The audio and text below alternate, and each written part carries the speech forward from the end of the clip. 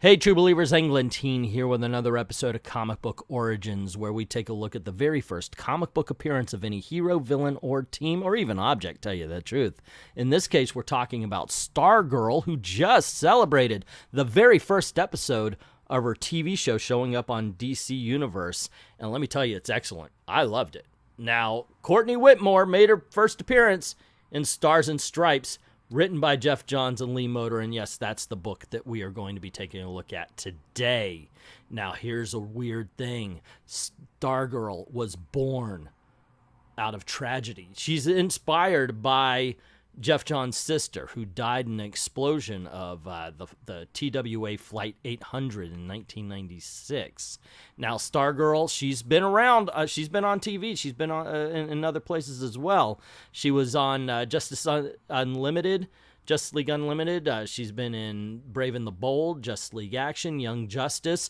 I loved her in Smallville, tell you the truth. I'm a huge Smallville fan, so that was really cool to me. Anyway, I got to tell you, I liked the show, and I was like, you know what? I've got to do my due diligence. I got to put this girl on a Comic Book Origins. Let's see that first issue of Stars and Stripes. So, without further ado, let's kick back, relax, and get this party started. As always, we take a look at the cover first, and I'll tell you what, first thing that pops in mind is how the cover pops.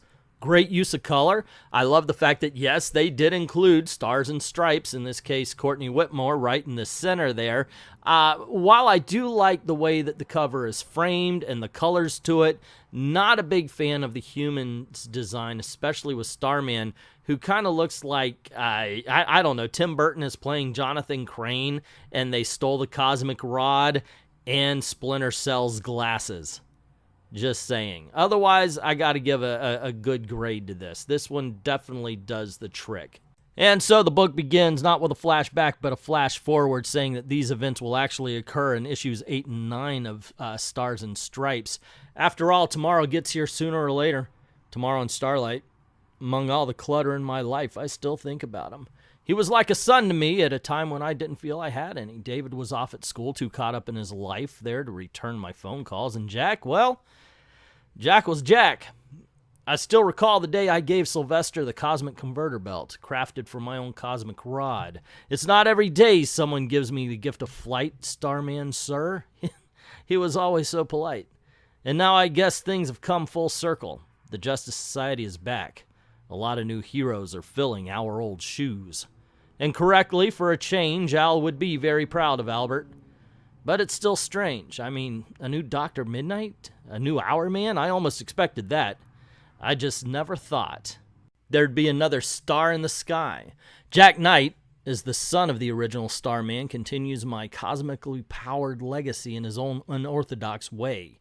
Today, alongside Pat Dugan, formerly known as Stripesy, the original Star-Spangled Kid, a grown-up sidekick, Pat now wears the high-tech robotic armor known as Stripe, in an effort to keep tabs on his stepdaughter, Courtney Whitmore, the new Star-Spangled Kid. And ladies and gentlemen, I give you the very first appearance of, well, Courtney Whitmore. She's not yet Stargirl. That's not going to happen until a whole other comic book, JSA All-Stars number 4. So, there you go.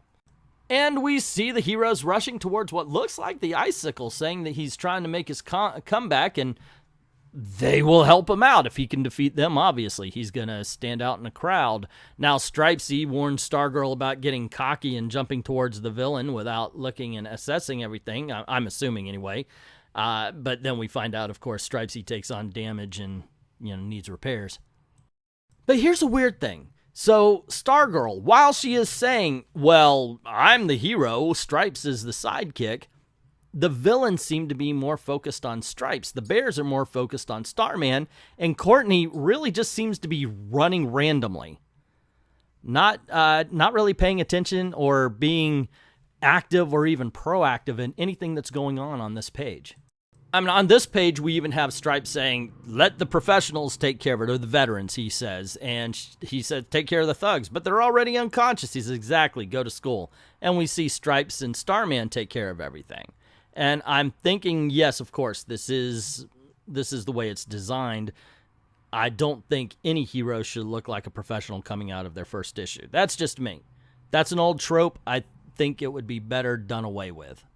We see Starman running into the alligator hut that Stripes threw the icicle into, and right behind him comes Stargirl. Woo, let me at him! And after that, Stripes bursts through the door, and we see Jack Knight just say, Dad, you owe me. And, of course, his dad does kind of agree with him, because he then says, I owe Jack. Wonder how he's doing with this new Star-Spangled Kid. I remember his last confrontation with the first one.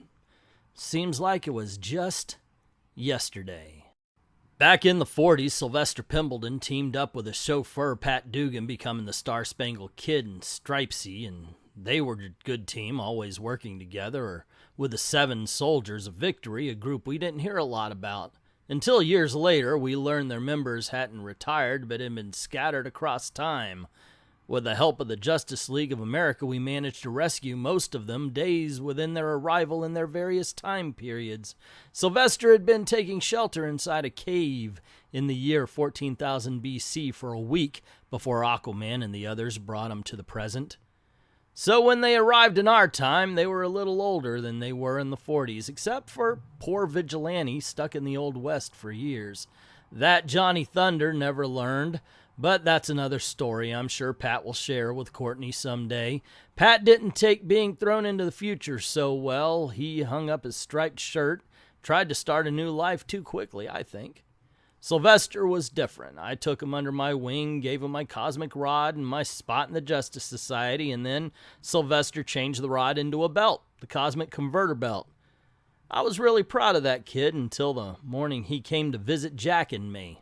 And we see the meeting and find out that the only reason why he showed up was because the Ultra Humanite had sat on the converter belt and crushed it, so it wasn't working very well. Personally, these are the small touches I like that make you think they're kind of in a real world with dumb situations you know must happen from time to time.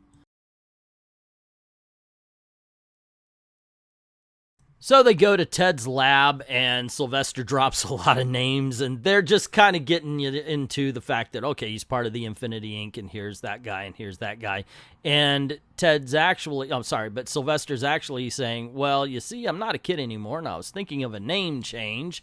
And this is all a dialogue page. It's really just to show off how much of a jackass Jack is, in all honesty. In this case, he comes in, he's looking like he's Tim Burton in a really bad mood. They mention the hair and all that kind of stuff, drop a couple of Infinity Inc. names, and he walks out like, later, don't care what you have to say. Okay, my bad. Something I didn't get was this is all taking place before Jack became Starman. He's still a junk dealer, and yeah, they're having the whole you're a junk dealer, you don't know what real work is argument that they have in the Starman comic book by James Robinson. Brilliant, by the way. And we see that one thing Sylvester was there for is that he wants to do superheroics, so he needs something other than the belt, and in the end, they let him use the rod, and he just flies away to take care of the icicle, who they just got a report is causing all sorts of higgledy-piggledy downtown. And we cut back to modern day and back in that gator pit as we see Stripe, Starman, and Stargirl looking around, or at this point, Courtney, looking around for Icicle, and we hear Stripe say, go to search mode, vision adjusted. And Stargirl's like, what, are you looking for a heat signature? No, a cold one, but there's nothing. And that's when a gator jumps out of the water to attack everybody, but Starman shoots him with a blast, causing him to go away. Stargirl gets a little peeved at this, and he's like, what is this, a PETA meeting? Man, you're worse than Captain Marvel. And then Starman gets hit in the head with a chunk of ice, and we see Icicle standing. Well, I guess alligators are just as deadly as polar bears. Yeah, I guess I really haven't ever seen any alligators attack an icicle, so if he does have a lower heat signature, okay. Icicle blasts towards... The icicle shoots a blast at Stargirl. She jumps away. It hits a tree, and she jumps behind into some bushes. Thinks he's so smart. We see Starman. He's reviving and says he needs an aspirin, which Stripes just says extra or regular strength and opens up his little first aid kit. That's when Icicle is looking for Stargirl. A nice kick in the back of the head should And that's when her cell phone begins to ring. Not now, shut up, shut up. And once again, ladies and gentlemen, millennials, we see Courtney dodging a whole bunch of snowballs and snow knives and all that kind of stuff, and find out it's her mom on the other end. Mom's baking cookies, as moms used to do. And she's saying, hey, everything's going okay and all that. Are you guys getting along? And he's like, oh, God, he's so annoying. And she's like, Courtney, don't start. And then just says, bring something back from Opal City, when Courtney comes across a frozen couple of sidekicks, I guess. Starman and Stripes are frozen and solid. And she's like, well, normally this would be a good thing. And then, of course, she gets icicled to a wall. And we see Icicle move in on her. While she's doing that, he's saying, you know why my father was never successful? Because he was as dumb as you? No, you brat. Because he never crossed the line. He never did anything but rob jewelry stores. He was only interested in money, not power. And he never killed anyone. And we flash back to the Star-Spangled Kid, who is facing down Icicle, or at least he's on his way to. We see the Icicle freeze a cop, saying that he'll be okay in an hour. He's going to thaw out in an hour. Star-Spangled Kid arrives, saying, this must be the place. You think? It's covered in ice. And when he gets there, he sees the cops. They're frozen solid. So he takes a little time out to unfreeze the cops. Cosmic Rod should melt them out. You guys okay? Thanks. He's inside. Watch out. He's armed. And he sees the Icicle. Aren't you a little old for this? You don't have the Injustice Society here to back you up, Icicle. And you don't have the Justice Society, kid. Now back off. And they both fire at each other with the energy and the ice meeting in the middle. The Icicle claims that unless I get my 4 million, Opal's out of water for good. And Star-Spangled Kid says, I don't think so. And blasts at him. He ends up getting shot, dropping the rod, hiding behind a wall. Damn it! The Icicle continues to fire at him, keeping pressure on, freezing the rod. I was hoping to go up against the real Starman. The Shade said he needed a good challenge. But Sylvester sees a fire extinguisher. It says, contents under high pressure. Keep away from extreme heat or extreme cold. He throws the fire extinguisher at Icicle, who blasts through it. Time to put this fire out, says Star-Spangled Kid. The fire extinguisher explodes all over the Icicle, trapping him. You're small potatoes, pal, and it's not the Star-Spangled Kid. It's time you guys started calling me Starman. This angers the Icicle, who breaks apart from his icy prison and fires at the Star-Spangled Kid, or Starman at this point. The Cosmic Rod is great, but I wish I had my belt. And we flash back to the present. I was with Injustice Unlimited when my fellow member Harley Quinn orchestrated the murder of the original Star-Spangled Kid. It was so much fun, we all got pretty drunk that night.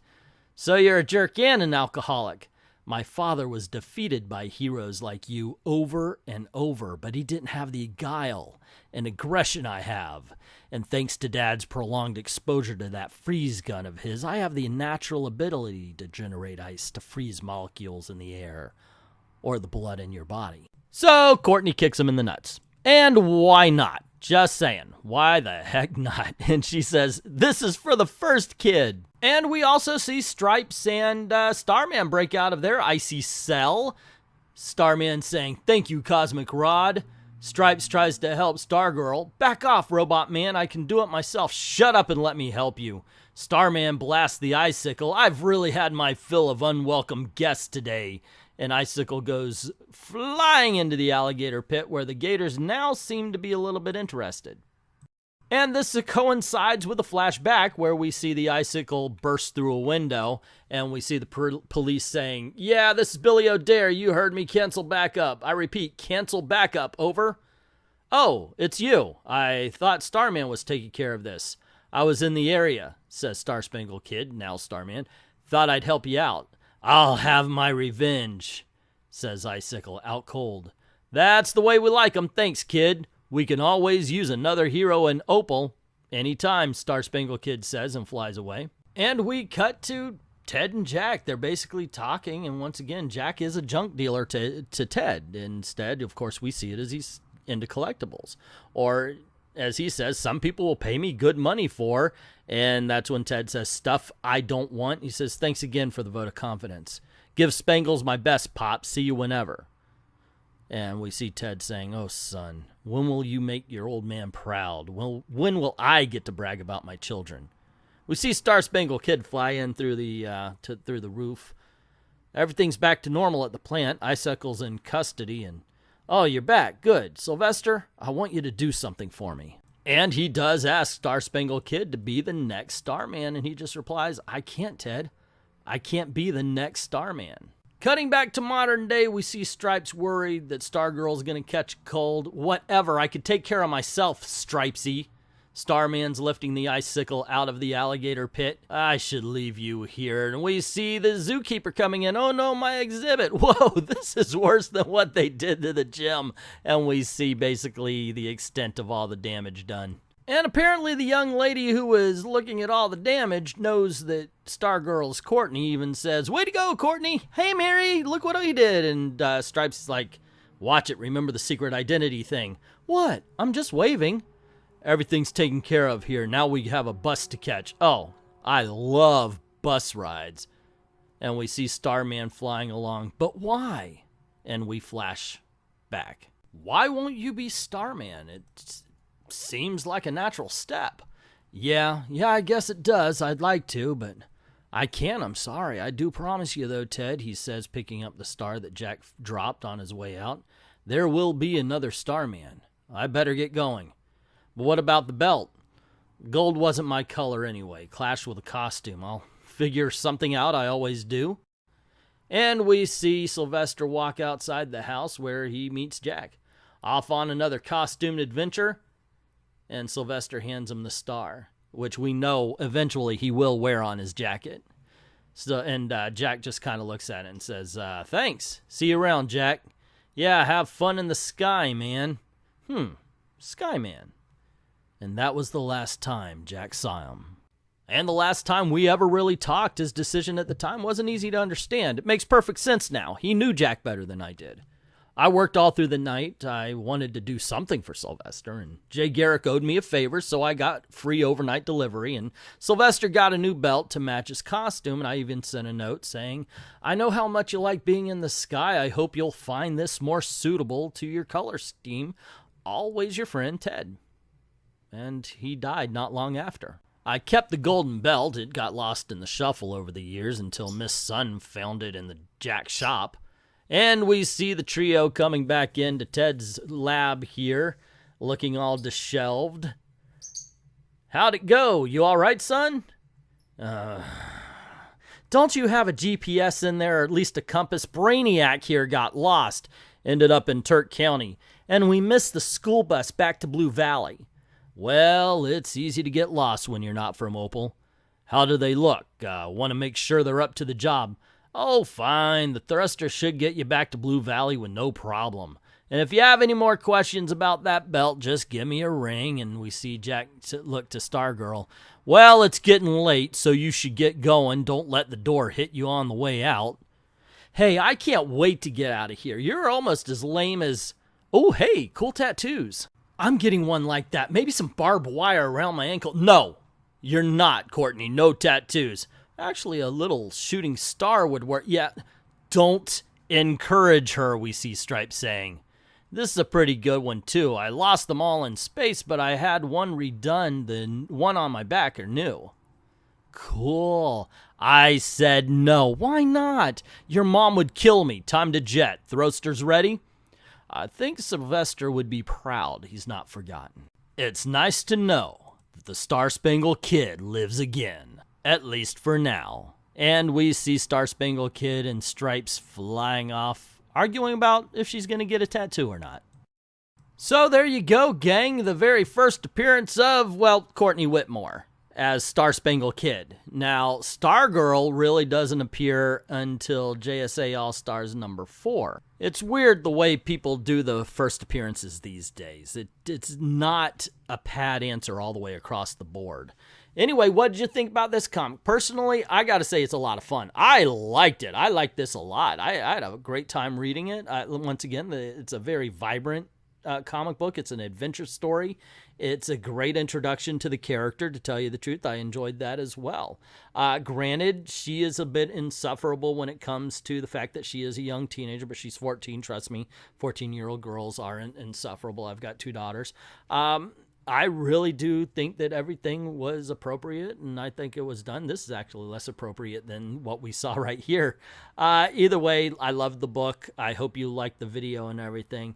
But man, this was a fun one. I really enjoyed reading this book along, and I guess I kind of just started to read the book, and that's flat out it, instead of commenting as we went. But that's just my opinion. What was yours? Let me know in the comments below. And if you like the video, click on one of the ones that are popping up right around you right now. And don't forget to click like, share, subscribe, ring that notification bell if you haven't done it already, and go on over to Patreon or Ko-Fi, or even members only at I Love Comics, and drop $1 in our till, and helps keep the lights on, helps keep making videos for you. This is the way we're trying to make a living. I'd like to thank everybody who's already done that, and to everyone, all of the true believers, thank you very, very much for watching.